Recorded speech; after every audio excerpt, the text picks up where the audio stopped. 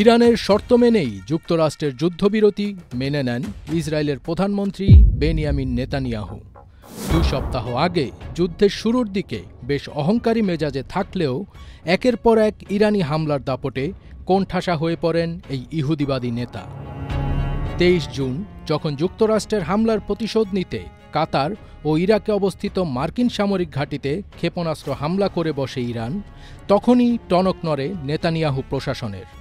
কারণ তার আগের দিনই রাশিয়ার প্রেসিডেন্ট ভ্লাদিমির পুতিন ইরানকে সহযোগিতার বার্তা দেন।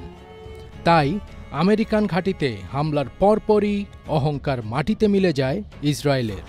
তারা উপলব্ধি করতে পারে যে সামনে তাদের জন্য ভয়াবহ বিপদ অপেক্ষা করছে।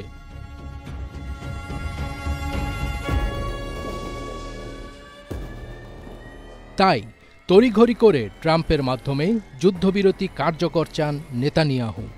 সে হিসেবে যুদ্ধবিরতির কয়েকদিন আগে থেকেই যে হার মেনে বসেছিল ইসরায়েল, তা নিয়ে আর কোনো সন্দেহ থাকে না। কারণ ইরানের একের পর এক মিসাইল ও ব্যালিস্টিক ক্ষেপণাস্ত্র হামলায় প্রায় বিকল হয়ে পড়ে ইসরায়েলের সর্বাধুনিক আকাশ প্রতিরক্ষা ব্যবস্থা আয়রন ডোম, যার ফলে এই যুদ্ধ আর কয়েকদিন চললে ইরানের কোনো মিসাইলের আঘাত প্রতিরোধ করতে পারত না ইসরায়েল। অন্যদিকে ইরানের সাথে যুদ্ধে প্রতিদিন কয়েক মিলিয়ন ডলার খরচ হচ্ছিল ইসরায়েলের এবং তারা অস্ত্র সংকটের দিকেও ধাবিত হচ্ছিল। তাই অবশেষে মাথা নত করে যুদ্ধবিরতিতে সম্মত হন নেতানিয়াহু। যুক্তরাষ্ট্র বলছে শর্ত সাপেক্ষে ইরানের সঙ্গে যুদ্ধবিরতি চুক্তিতে সম্মত হয়েছে ইসরায়েল। শর্ত হল ইরানকে ইসরায়েলে হামলা চালানো বন্ধ করতে হবে। ইসরায়েলের দেওয়া এই শর্তে সম্মত হয়েছে ইরান। হোয়াইট হাউসের একজন উচ্চপদস্থ কর্মকর্তা সিএনএনকে এই তথ্য জানিয়েছেন। ওই কর্মকর্তা আরও জানান, ইসরায়েলের প্রধানমন্ত্রী বেনিয়ামিন নেতানিয়াহু ও ইরানের কর্মকর্তাদের সঙ্গে কথা বলার পরই এ বিষয়ে ঘোষণা দেন ডোনাল্ড ট্রাম্প। কিন্তু বাস্তবতা হল, ট্রাম্পের যুদ্ধবিরতি ঘোষণার পরও ইসরায়েলের বীরশেবায় ভয়ঙ্কর ক্ষেপণাস্ত্র হামলা চালিয়েছে ইরান।